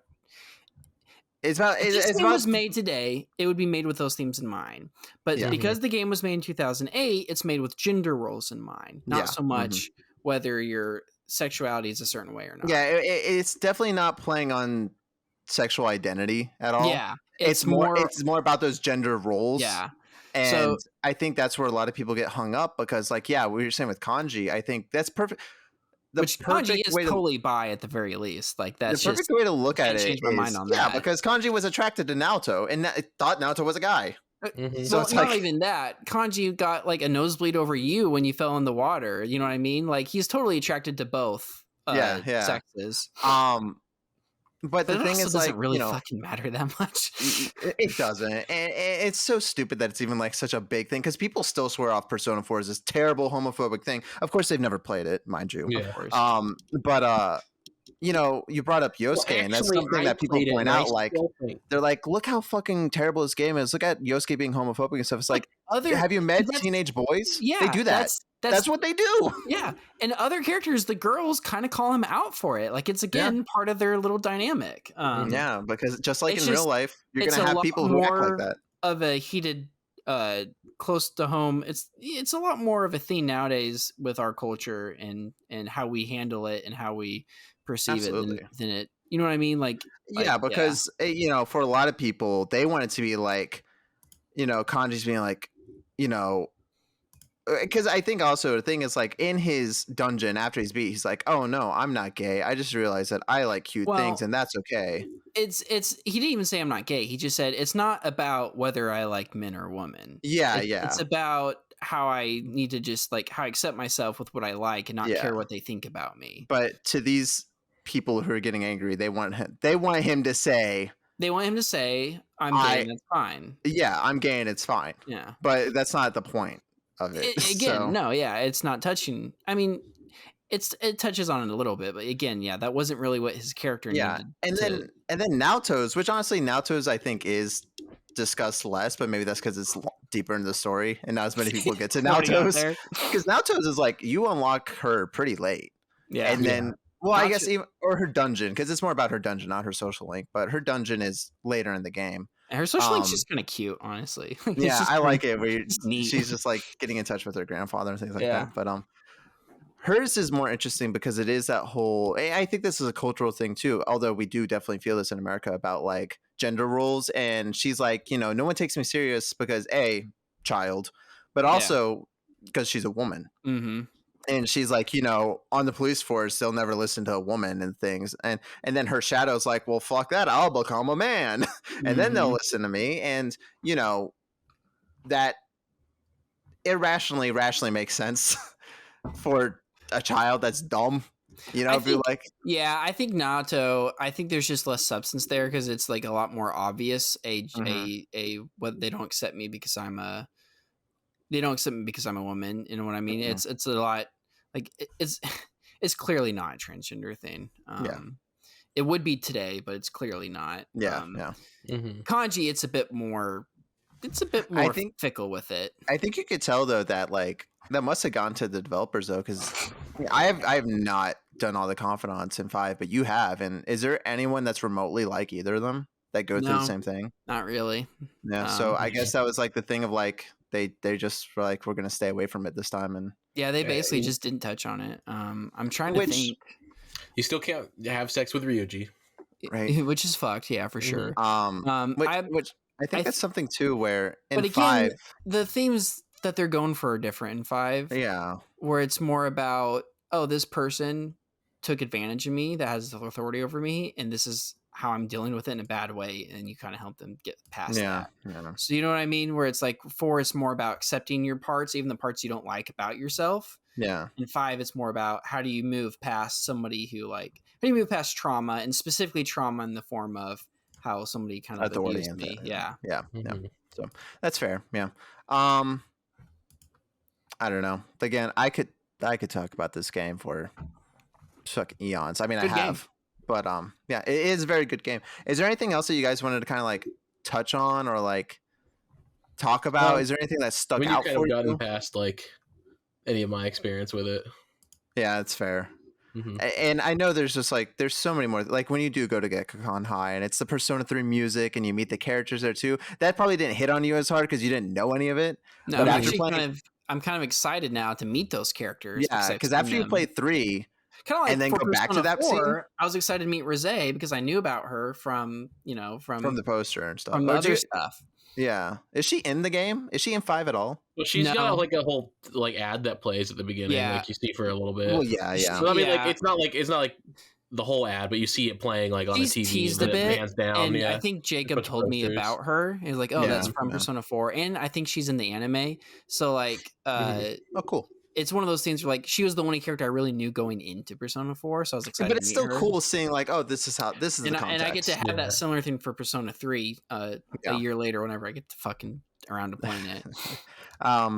But and then Jake also mentioned like the camping trip and stuff, and that's something where also I one of the things that I also really love like the camping trip. I like those little moments where they just sidetrack you to just do goofy high school shit. Well, yeah. So I love this game too because it feels like an authentic high school experience as well, and I think that's something that was really lacking in 5. Was that something that was really lacking in our high school? That too. But in 4, you do the camping trip, you go to Persona 3 and you're hanging out with your friends. It's like a field trip and stuff. But also you get to join these clubs. You join the health club, the band or drama, sports club and things like that. And they took like all that out in 5 and I was like, I just didn't understand why. The clubs? Yeah, they took out the clubs and stuff. It just didn't feel like an authentic. You go on a field trip, but it doesn't even feel like you go to like Hawaii. And I'm just like, what kind of fucking field trip goes to Hawaii? This is not real at all. A Japanese one, apparently. We went to the wrong school. I guess, but the YMCA that wasn't even a YMCA. But Persona 4 just feels more like that. Without it being an actual school simulator, you get that kind of sort of authentic Japanese school experience, like the tropes that you see in anime and stuff. They're like, we'll let you do that stuff. I think the problem with Hawaii in Persona 5 is it's at a point where you're hitting a lot of your social links to 7 or 8 around there. So you're like kind of anxious to finish them, and then you got to stop that to go to Hawaii. Yeah. So at least for me, it was like I had a small part of annoyance because of a gameplay reason more so than like it just breaks in the game. Yeah. I also like the teachers. Persona 4 it's earlier, so it's not as intrusive. Also, Roger, you've been to Hawaii, so it's not as exciting for you. It's actually kind of neat because like I was like, oh, I recognize that location. I've been to that airport. I love the teachers. It's funny 'cause, like, they got as excited to go to Hawaii as like we would to go to the Burlington Rec Center. And when he says we, he means him because I definitely did not. King Moron is great. He's just the biggest asshole in the world. His character image when I first not a child rapist. I laughed so fucking hard. He's just got like the huge overbite and the buck teeth, and he's just like. You see his PS2 model, and then you see his character model. Yeah, his PS2 model kind of looks normal. It's just like an old dude, and then you see his his character picture. I actually sitting alone in my room, just like physically LOL'd. I don't remember exactly what the options are, but like when he's introducing you, he's like shut up and introduce yourself, you loser, or something, and you can respond with like, don't call me a loser. Yeah. And he goes like, that's it, you're on my shit list right away. I always pick that option. And like I just did such a good job because he's like, you're on my shit list now. Yeah, he's got that like country bumpkin type of sells it. And then rest in peace when he passes away from the fake killer. Your second teacher. It's just one of those things where I think even some of the students are just like, what is happening? We just get the weirdest teachers. I think that's the only thing that didn't work for me was the fake killer, the kid. That was such an obvious like side. Like that's the guy that's like all about over Yukiko. Like there's nothing redeeming to him as a character. No. He's just a weird kid. It's obviously like not the main killer. It's just a side detract to like get your thing off it. It's the only thing that was like so obvious it just didn't work for me. I think it was one of the things because it is the thing I think about the least. Although the 8-bit version of the fighting theme is awesome. The dungeon is really still cool. Yeah. But yeah, that whole side story, and it doesn't last long either. It's just like the end of summer, basically. Although I don't care for the boss. I like the aesthetic. Yeah, the boss is kind of annoying, especially on hard. That stupid baby. Oh, I hate it. That's what I'm saying. I, some of the bosses are recontextualized for me because I did it on hard too. So it feels like that was a pacing thing where they're like, we can't have you not doing something for so long, so let's switch it up, and we'll have you do this now. So I don't know. I mean, you know, that does bring up a good point that this game's not perfect. There are some things where you're like hit or miss. I think it's going to be like more for you depending on like how much you jive with the combat mechanics and the social aspect. I think people who play this game usually play it for the social and the story and the characters and that stuff. And if like it's like if they also like the combat, that's like a bonus. You know what I mean? And honestly, if you are the person too that when you play this game and you find yourself really liking the combat, like you know, you were talking about how I guess I didn't ask you, but did you enjoy that Marie fight or that Margaret fight at the end? No, I did because I felt like I that fight made me feel like I truly mastered the game. Yeah, I'm kind of glad I did that as the last achievement. You're gonna love Shin Megami Tensei then, because that's the point of that game. Is like it's the Dark Souls came out way before Dark Souls. That's the point of the game is the gameplay stuff side to it. Yeah, and it's hard did enjoy that. So. However, I also, you know, I got to be in the mood for it. That's why I've been kind of people just forget the word that like difficult exists. No, it's Dark Souls now. That's the you look in the dictionary, difficult doesn't exist anymore. It just says Dark Souls 3. I can't wait till we get to the point where in difficulty selection for video games, it's going to have a Dark Souls option. Dude, I'm surprised there hasn't. Like, I think it would be great whenever South Park game comes out next. Like, the hardest difficulty would just be Dark Souls. Dude, oh my god, they're fractured the whole. I'm gonna say this is the Dark Souls the color slider is so fucking funny. It even worked for that joke too. This is the Dark Souls 2 PC port of difficult. Oh my god, where your weapon durability is tied to your frame rate. Oh man, so bad. All right, yeah. So, closing comments, I guess. Anything else?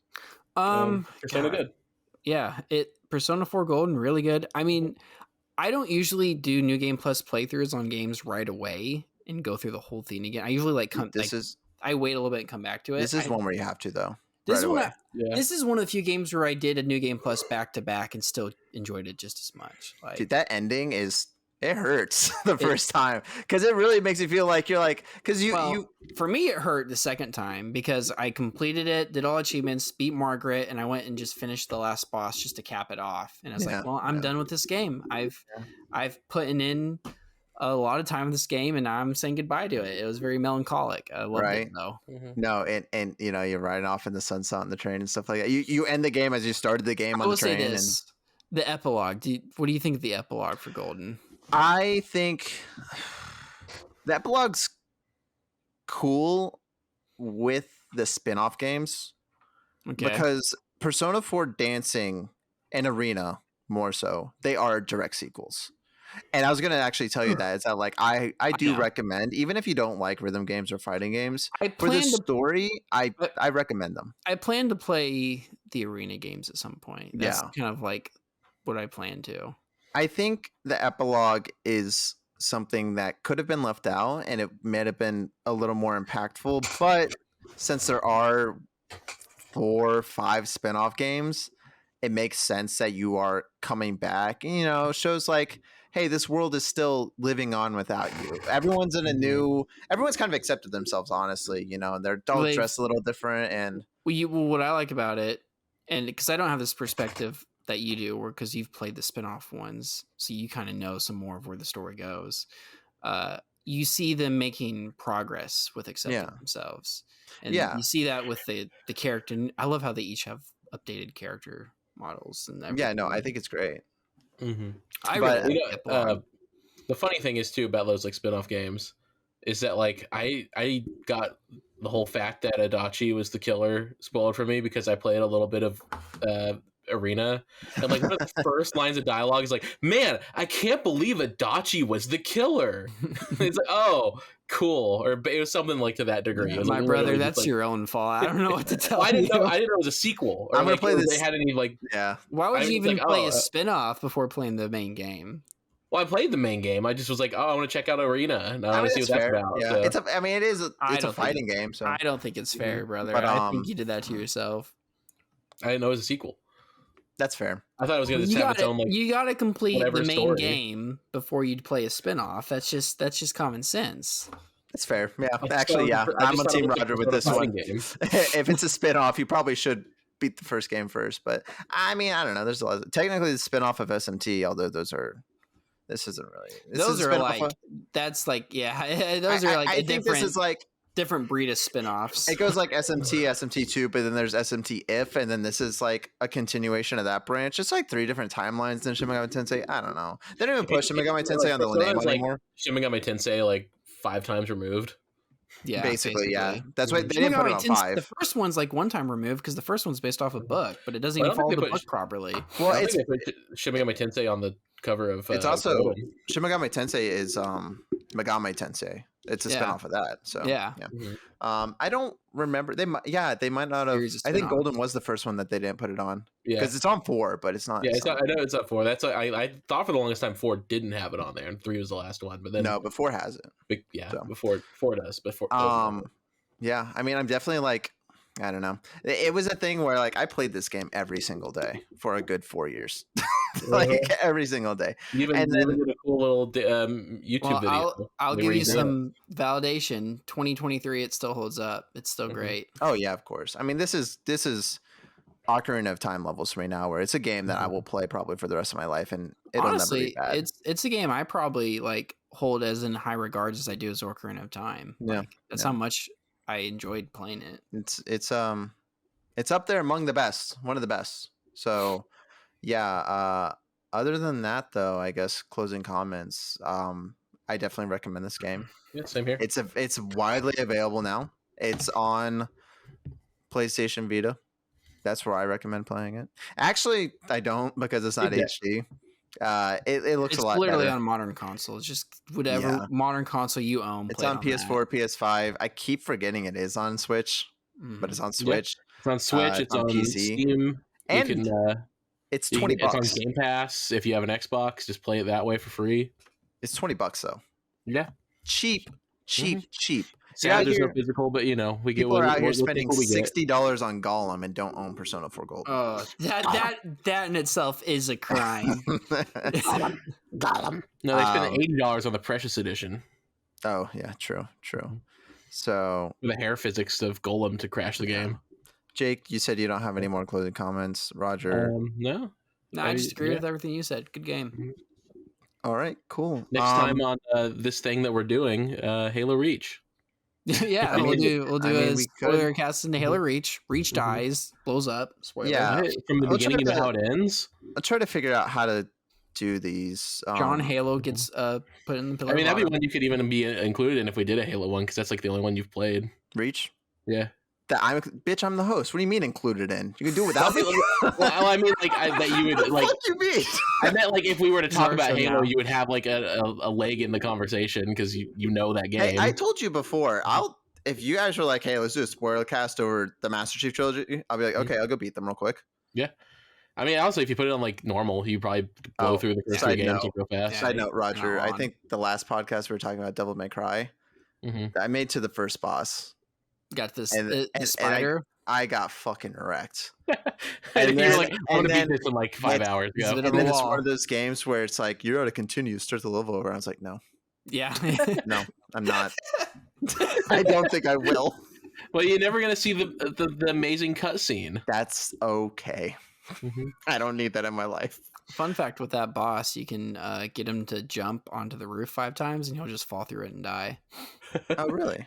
I got close. I think it is one of those games that were super derailed. That game, it's hard restarting the level. There's more than one option where that's like next time on this thing that we're doing, Devil May Cry 1.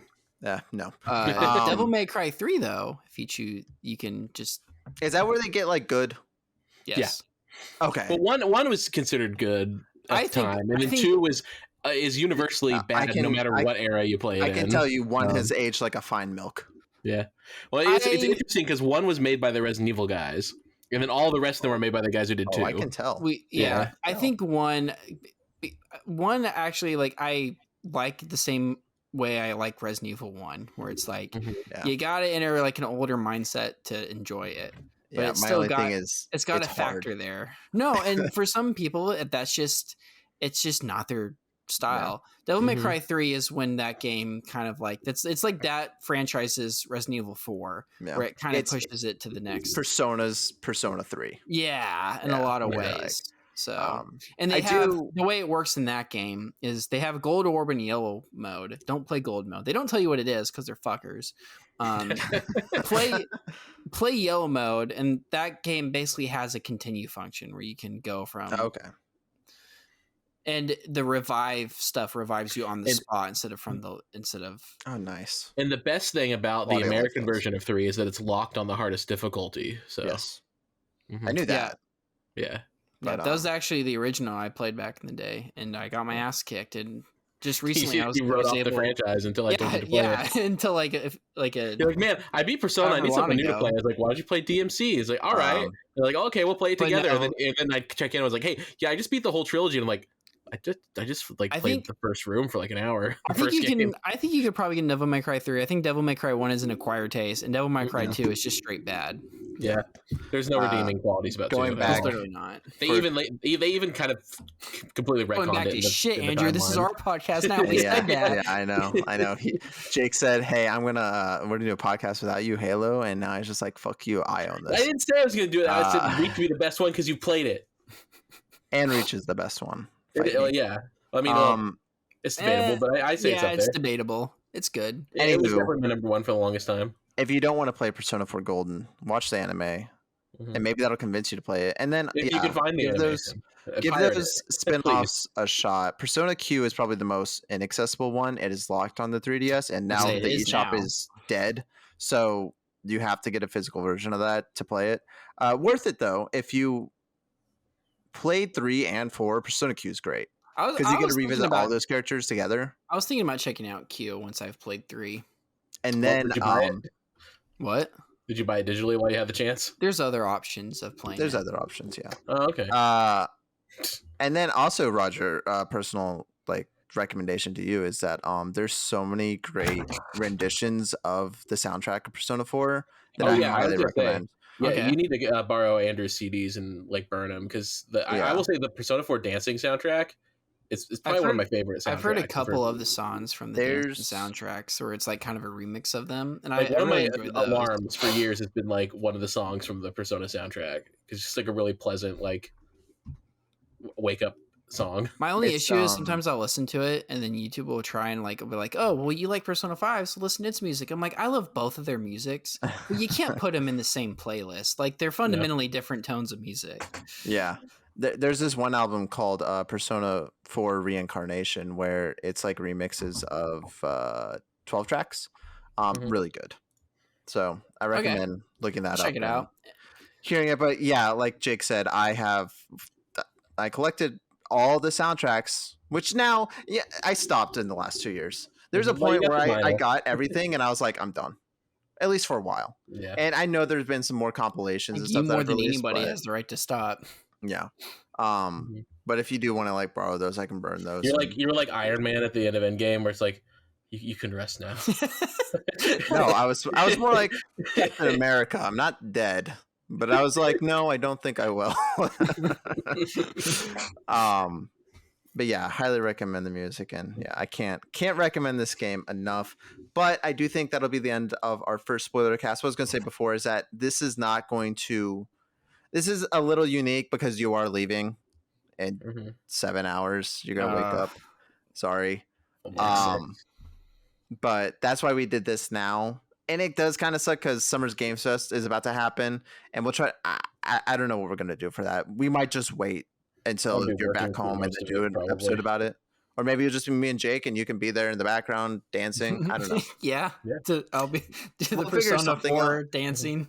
But I definitely want to do more of these spoiler casts. We'll pick games and stuff like that, and then I want these to be supplemental rather than replacements for the weekly show. I think that'll work a lot better because I think this went well. I think the way that we did it did pretty good. We just kind of it's a different style. Yeah, it's a little more chaotic. But it's a different style. That's okay. We're just having a conversation. We're talking about the game, and I think it'd also be different. Like getting our mics in frame too, so we're just like this the whole time, like talking kind of quiet. My mic is in frame. Yeah.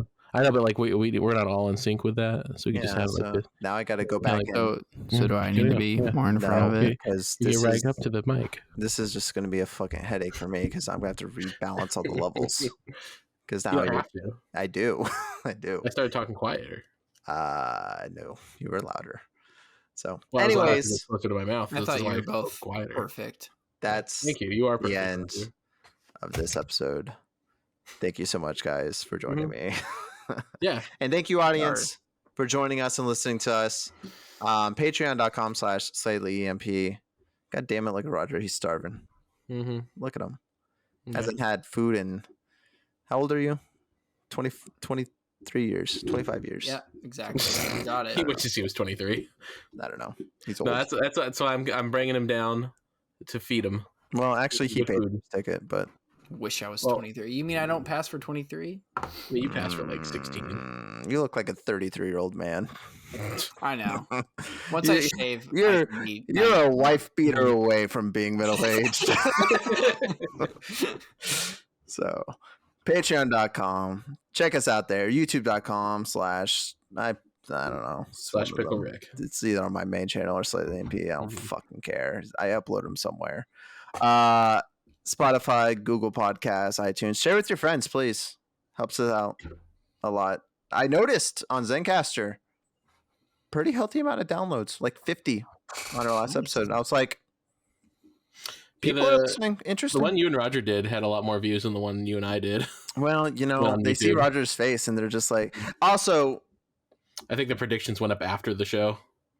The predictions went up after the show, but also I knew the one that I was doing with Roger was going to hit big because we put that Bungie news in there, and I knew it was going to hit the algorithm. So I was like, "Oh yeah, this is gonna be a good one to do." Yeah. So yeah, this is going to hit the algorithm because obviously, you know what? Excited about that. He's like, "We got the good shit." I won't get this uploaded till probably Wednesday.